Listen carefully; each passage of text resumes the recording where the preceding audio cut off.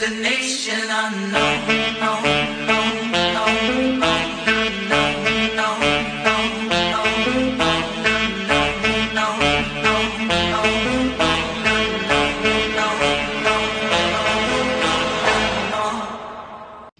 Imaginez une terre sauvage où la forêt tropicale sèche s'ouvre brusquement sur de vastes plaines inondées.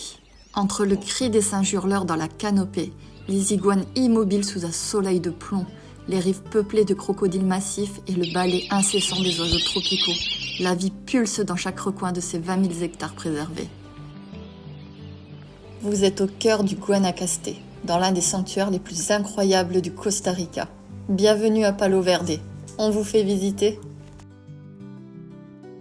Pour rejoindre le parc, nous avons emprunté une piste traversant d'immenses champs de canne à sucre et des rizières, des paysages magnifiques avant même d'y arriver.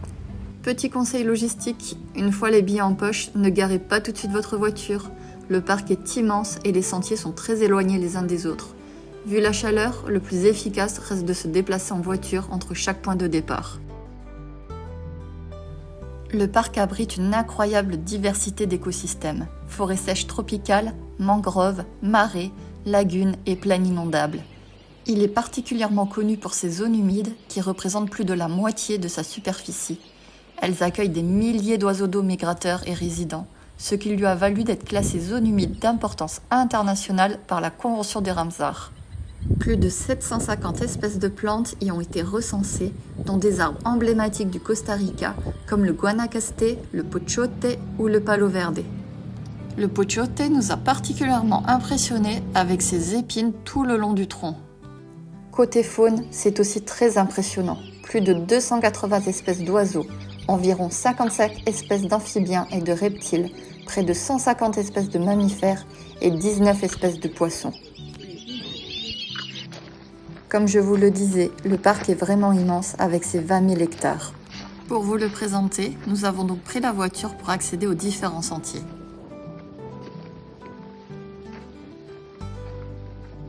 Aujourd'hui, on vous emmène sur 2 parcours spécifiques. Le premier nous conduit sur une passerelle en bois au-dessus de la lagune de Palo Verde et ses nombreux oiseaux. Selon la saison, le paysage change radicalement. La lagune peut presque disparaître en saison sèche, avant de se transformer en un immense marécage à la saison des pluies, en attirant encore plus d'oiseaux. Parfois, leur concentration est telle que le vacarme des cris et les battements d'ailes sont omniprésents.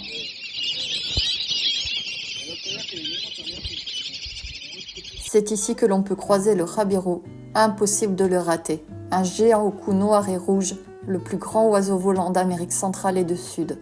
Une envergure, elle déployée de 3 mètres.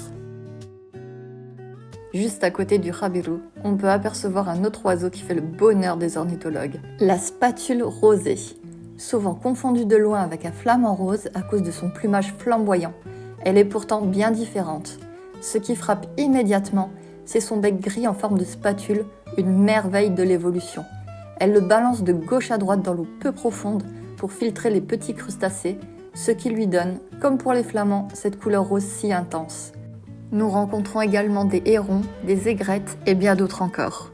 Après l'effervescence de la lagune, on change radicalement de décor. Direction le sentier La Roca. C'est une petite ascension sur un relief calcaire, mais croyez-moi, chaque pas en vaut la peine. Dès les premiers mètres, vous êtes plongé dans l'ambiance sauvage de la forêt sèche. Et là, tendez l'oreille.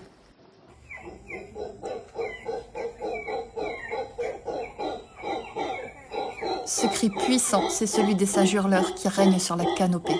C'est impressionnant, presque irréel.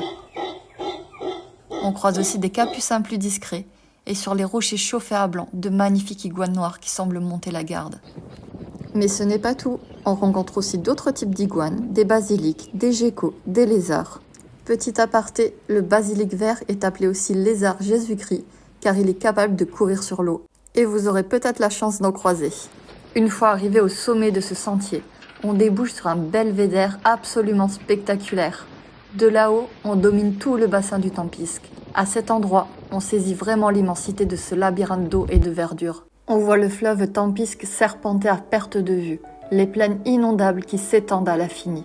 On se sent vraiment tout petit face à une telle force de la nature. Sur le fleuve Tempisque, la frontière entre l'eau douce et l'eau salée est floue. C'est l'un des rares fleuves au monde à changer de sens. Comme son dénivelé est presque nul et qu'il se jette dans le golfe de Nicoya, la marée remonte très loin à l'intérieur des terres. À chaque marée haute, l'océan s'impose, forçant le fleuve à suspendre sa course. Le Guanacaste est la région la plus sèche du pays. Sans le Tempisque, cette province serait un désert.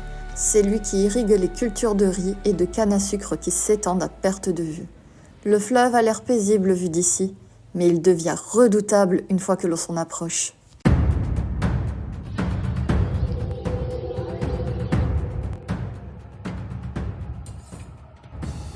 Ils sont là, tapis sous la surface, immobiles, observant le moindre mouvement depuis les millénaires. Le fleuve Tempisque est leur royaume, et nous sommes sur le point d'y entrer. Mais ne vous inquiétez pas, dès que le bateau quitte la rive, l'aventure change de visage. Ici, la peur laisse place à un privilège rare, celui d'observer l'un des écosystèmes les plus riches du Costa Rica en toute sérénité. Bien installé à bord, vous êtes aux premières loges. Le Tempisque n'est plus un fleuve redoutable, mais un sanctuaire de vie. Regardiez bien les berges, ces crocodiles d'Amérique, qui pouvaient paraître menaçants tout à l'heure, ne sont en réalité que les gardiens paisibles de cette mangrove. Le capitaine connaît chaque courbe du fleuve. Laissez le courant vous porter et ouvrez l'œil. Entre les racines des palétuviers et le chant des hérons, le voyage continue sous un nouveau jour. Vous êtes en sécurité au cœur du sauvage.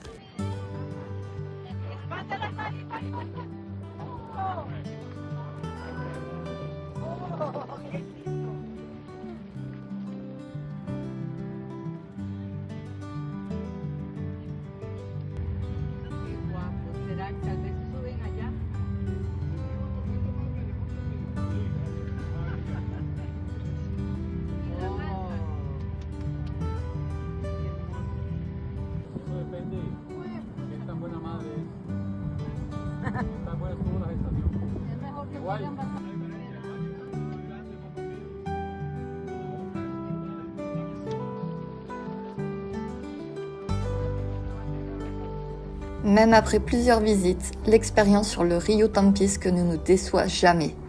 On ne se lasse pas d'observer ces mastodontes d'aussi près et de la richesse de cet écosystème. Bien sûr, comme vous l'avez vu précédemment, Palo Verde ne se résume pas qu'à ces crocodiles et chaque itinéraire que l'on vous construit est différent. Selon vos envies, on peut choisir de s'attarder sur l'eau ou, au contraire, de privilégier la terre ferme. Mais pour que la boucle soit bouclée, il y a un passage qu'on aime particulièrement proposer, le village voisin. C'est là que l'expérience s'enrichit d'une dimension humaine entre tradition préservée et accueil costaricien.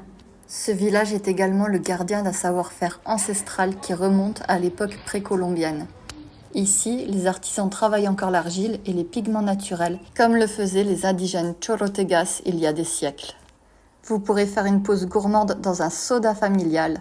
Et ce village est aussi l'endroit idéal pour dénicher un souvenir unique, loin des productions de masse, qui a une vraie histoire à raconter une fois rentré chez soi. Nous voici au terme de cette visite que nous sommes retournés faire spécialement pour vous ramener ces quelques images. Bien sûr, une journée ne suffit pas pour filmer l'immensité du parc. Il existe encore de nombreux sentiers, mais cela vous donne déjà un bel aperçu de ce qui vous attend là-bas. On espère que cette visite vous a plu et vous a donné un petit aperçu de ce que le pays a à vous offrir. Mais n'oubliez pas, le voyage parfait est celui qui vous ressemble. Notre métier, c'est justement de savoir si cette immersion doit faire partie de votre prochaine échappée ou si d'autres secrets de la région vous correspondent le mieux.